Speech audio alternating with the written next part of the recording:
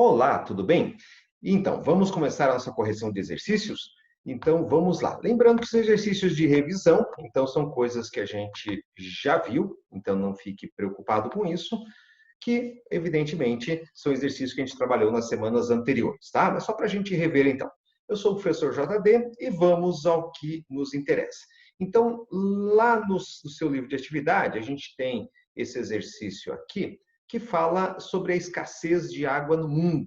Então, conforme a cor que você vai observar ali, você vai ver que tem áreas com maior e menor escassez d'água. Por exemplo, aqui na região do Texas, nos Estados Unidos, aqui na região do Rio Nilo e no Oriente Médio e Sudeste Asiático, nós vamos ter, além do deserto do Atacama aqui na América do Sul, nós vamos ter os grandes locais de falta d'água, de escassez de água.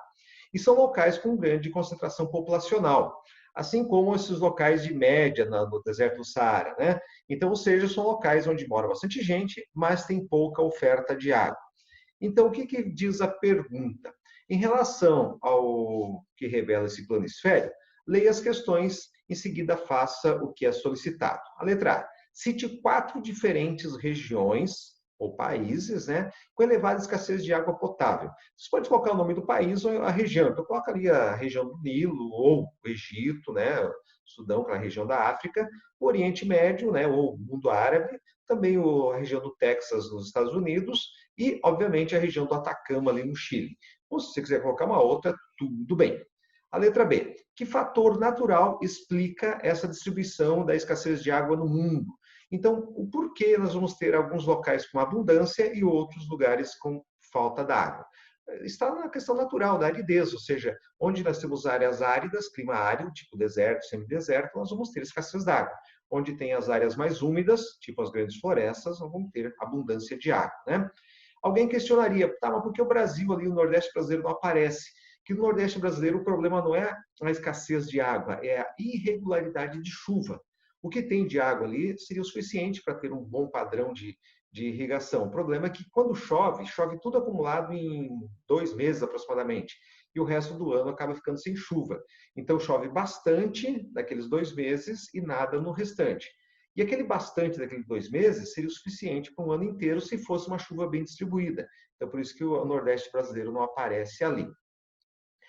Também a gente vai ter aqui alguns exercícios sobre os tipos agrícolas, né? Então, essa primeira imagem aqui a gente vê uma área de queimada. Então, que tipo de agricultura é isso? Agricultura itinerante, onde se usa o fogo como mecanismo de limpeza. A 2 ali, né? A agricultura de jardinagem, né? Com as curvas de nível ali, né? Onde são 2 modelos de agricultura tradicional, né? Ou seja, a itinerante e a agricultura de jardinagem. Bom, na página 6, o exercício 4, ele fala de uma coisa bem importante também. Ó. Leia a manchete extraída do relatório da FAO. 815 milhões de pessoas sofrem com a fome e milhões de crianças estão ameaçadas de malnutrição ou de baixa nutrição. Apesar da constante crescimento da produção agrícola, de um modo geral, a gente encontra fome em boa parte do mundo. Que fatores contribuem para isso? Por que a gente tem uma produção tão alta? Só para ter uma ideia, nós produzimos alimentos no mundo para sustentar 110% da população, ou seja, teoricamente sobra comida. Mas por que nós temos ali 815, isso dá algo em torno aí de 15, quase 20% da população mundial passando fome? Por que isso acontece? Acontece por vários motivos. Primeiro, a produção de alimentos não é toda para matar a fome da população, parte do que se produz na agricultura vai para a indústria como matéria-prima industrial, ou seja, não vai diretamente para matar a fome. E aí nós vamos ter a questão da fome relacionada por 2 fatores básicos, né? Que seria o distanciamento físico e econômico, ou seja, algumas pessoas estão muito longe da área de produção. Por exemplo, se produz alimentos aonde? No Brasil, na Rússia, nos Estados Unidos.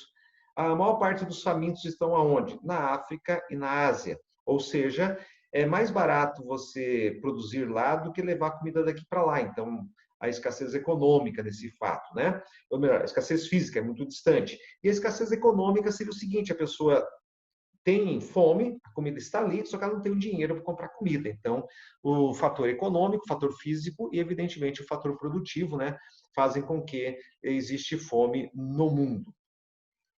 Na página 6 tem esse exercício que mostra ali a região das colinas do Golã, em Israel. Então, diz o seguinte: a imagem a seguir retrata a agricultura, atividades agrícolas realizadas nos kibbutzim, localizados na região das colinas do Golã, no norte de Israel.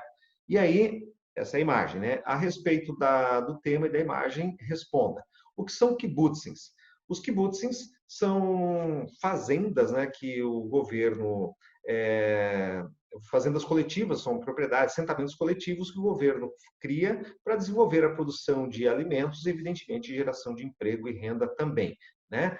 E a letra B, observe o cultivo realizado nas encostas das colinas ao fundo. Que técnica é utilizada para a agricultura nessa região dos kibbutzim? Tive uma agricultura moderna, né, que se desenvolve ali, né? Israel é um país desenvolvido, então agricultura moderna, tá? E aqui nós vamos ter esse exercício que vamos ter as colunas para fazer a relação. Então a gente vai ler a segunda coluna e a gente vai relacionar com a primeira, né? Então, o que diz ali, ó, influenciada pelas monções desenvolvidas no vales, encostas, cadeias de montanhas e outras regiões. Que tipo de agricultura se faz nas regiões de monções? Então, nós vamos ter agricultura de jardinagem, devido àquele modelo de curvas de nível lá que a gente viu na videoaula, tá? A outra, mescla conhecimentos e métodos milenares com os de tecnologia moderna, com a falta de espaço, a inventividade no cultivo, etc. e tal. E, no caso da agricultura hidropônica, o que a gente está falando aqui? Da agricultura moderna japonesa, né? Você pega conhecimentos milenares, como, por exemplo, a jardinagem, e coloca ali tecnologia, então, um modelo japonês. Na sequência, nos kibbutzim, a terra é o fator de produção, pertence à comunidade, o que significa que os recursos modernos obtêm safras de elevada produtividade. Então, estamos falando dos kibbutzim, estamos falando da agricultura moderna e de irrigação em cooperativas em Israel, que é o número 5.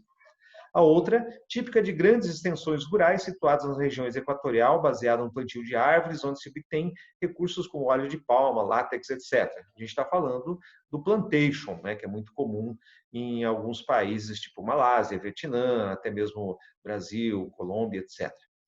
Outra, esse tipo de agricultura é caracterizada pela exploração de uma dada área até a sua exaustão, em seguida vão para outro terreno. A gente está falando da agricultura itinerante, né? Então você vem, você derruba a mata, você queima, produz, quando o solo fica improdutivo, você vai para o outro. E a última, além da agricultura de alta produtividade de precisão, preferencialmente orgânica, a unidade rural explora outras atividades econômicas, como turismo e a pesquisa agropecuária. Estou me referindo à agricultura moderna multifuncional europeia. Então, as propriedades, além de produzirem, elas abrem para o turismo, tipo pousadas, né, atividades de pesca e pague, coisas do gênero, que é muito comum nesses países, ok? E aqui nós vamos ter essa questão 7, que é muito importante para a gente entender. Ó. O gráfico a seguir apresenta a distribuição da população chinesa em percentual entre campo e cidade, de 50 a 2030. Então, observem que a China, até o ano de 2010, era um país agrícola, ou seja, a maior parte da população vivia no campo. Somente a partir de 2010 que a população, a sua maior parte, passou a viver nas cidades. Então, que fenômeno demográfico ou populacional esse gráfico nos mostra? Um êxodo rural, ou seja, um esvaziamento do campo e, evidentemente, uma ida para a cidade. Tá? Isso retrata um fato importante, por isso que as maiores cidades do mundo hoje estão sendo as chinesas e a tendência é que a China tenha mais da metade das metrópoles mundiais já na próxima década. Por quê? Porque as cidades chinesas crescem de uma forma muito acelerada. Só para ter uma ideia, em torno de quase 200 milhões de pessoas saem do campo e vão para a cidade todos os anos. Então, é quase um Brasil por ano, é muita coisa, né? E a letra B, o que está mudando na agricultura chinesa e no que se relaciona ao fenômeno implícito nesse gráfico. Por que as pessoas estão saindo do campo? Devido, óbvio, à mecanização. Então, está se modernizando a agricultura, né? Está se criando esse movimento migratório graças à modernização e mecanização da agricultura. E a letra C, que transformações no espaço urbano estão ocorrendo na China para a absorção de milhões de camponeses. Então, o governo está promovendo uma expansão urbana assim assustadora, ou seja, uma coisa fantástica. O governo está criando cidades todos os anos, grandes arranha-céus, né? Então, onde era uma vila simples, derruba todas aquelas casas e faz um monte de prédio para você colocar ali 20 ou 30 vezes mais população naquele mesmo espaço, né? E ainda, esse exercício aqui diz respeito, da página 26, diz respeito das cidades modernas sendo criadas. Então, o campo e cidade nunca estiveram tão próximos como na atualidade. Isso ocorre por conta das redes de produção de comércio interligadas pela tecnologia informacional, ou ainda pela estratégia adotada de algumas cidades, telhados verdes, onde se cultiva jardim, em prédios, em casas, ampliação de áreas de jardim, parques urbanos, etc. Então, a imagem aqui mostra a cidade de Guangzhou, na China. Tá? Então, vocês podem ver prédios modernos e um grande espaço verde ali, né? Então, daí vem a pergunta. Em sua opinião, que razões levam à prática da agricultura urbana com o cultivo de terraços em edifícios? Além da sustentabilidade, a valorização do espaço local, né? Quem não quer morar num espaço assim bonito, moderno, com uma produção de alimentos em volta de casa, fica bacana. Então, valoriza o ambiente e a questão da sustentabilidade também. E a letra B, em qual tendência urbana essa prática se enquadra? São respostas pessoais, mas é uma tendência urbana de cidades antigas ou cidades modernas? É uma tendência urbana de cidades poluídas ou cidades limpas, né, sustentáveis? Né? Então, você vai responder nesse sentido, tá? E temos essa outra questão aqui, embora algumas cidades asiáticas e australianas já apresentam características de metrópoles no início do século XX, a maioria das principais cidades dessa região do mundo expandiu-se em suas áreas e se desenvolveu a partir da Segunda Guerra Mundial, na segunda onda de urbanização, muitas dos quais estão entre as megacidades globais. Aí minha pergunta, o que é uma megacidade? O nome já diz tudo, né? Mega. Ela é muito grande, então são as metrópoles com mais de 10 milhões de habitantes, principalmente o caso da China que a gente falava, né? As cidades chinesas eram grandes, só que agora estão se tornando megacidades, em função, evidentemente, desse êxodo rural. Mesma coisa no Japão, né? Tóquio, Kyoto, Osaka e outras cidades. E a letra B, cite ao menos 5 exemplos de megacidades dessa região do globo, indicando também que país que elas estão. Então, Tóquio, Osaka no Japão, Xangai, Pequim, Guangzhou na China, Seul na Coreia do Sul, Mumbai, Calcutá, Nova Delhi na Índia, Dhaka em Bangladesh, Karachi no Paquistão e Jakarta na Indonésia, além de Manila nas Filipinas. São alguns dos exemplos. E aqui nós vamos ter o caso dessa cidade extremamente moderna aqui, que é Dubai, né? Que é uma cidade quase que artificial, né? A fotografia retrata uma das cidades mais impressionantes do mundo globalizado, que seria Dubai. Então, olhando a imagem, vamos lá. Sobre a cidade da região do Golfo Pérsico, cujo crescimento e enriquecimento se deu nas últimas décadas do século XX, principalmente no século atual, responda. Que motivação econômica financiou ou proporcionou a expansão dessa cidade? De onde é que veio o dinheiro para fazer essa cidade tão moderna? Do petróleo, né? E aí a ideia era fazer uma cidade moderna para atração turística, ou seja, o petróleo financiou para mudar de ramo, para virar uma cidade turística a partir de agora, né? Letra B. Cite uma atividade econômica que, na atualidade, vem consolidando a importância regional de Dubai, entre outras cidades do deserto árabe. O turismo. Por quê? Porque as companhias aéreas que fazem voos da Europa para o mundo inteiro acabam passando por ali obrigatoriamente, porque são companhias do mundo árabe, então são obrigadas a passar por ali, param e atraem muitos turistas para aquela região. E letra C, leia a afirmação a seguir. Por trás das modernas fachadas de edifício de Dubai, esconde-se uma outra realidade muito diferente. Que contradição ou realidade diferente essa afirmação coloca aqui, né? São as cidades informacionais, ou seja, tem aquela cidade moderna, cheia de prédios modernos, e do lado ainda tem uma população um tanto quanto excluída, digamos, uma quase favela, uma parte bem desestruturada, né? E aqui nós vamos ter um outro exercício que eu quero chamar a atenção, tá? O número 1, o 2 principalmente, mas o número 1, que fator natural contribuiu para o início da Revolução Industrial e onde ela se originou? Ela se originou na Inglaterra e o fator natural foi as minas de carvão lá existente. Mas esse exercício 2 que eu quero chamar a atenção, tá? Então, qual é a ideia revelada pela Charles a seguir, de acordo com o atual ritmo de crescimento da economia de ambos os países e qual o resultado desse embate? Então, a gente tem aqui, Estados Unidos e China, né, se confrontando. Então, o que a gente pode entender com isso? A economia dos Estados Unidos está crescendo, 3, 4, 2, 3, 4, 2, todo ano nesse ritmo. Teve alguns anos que cresceu pouco, tipo 1,5, 2. No ano de 2020, a economia americana vai ter um decréscimo de pelo menos 4 ou 5 pontos percentuais. A economia chinesa também vem crescendo, 8, 10, 6, 8, 10, 6, 8, 10.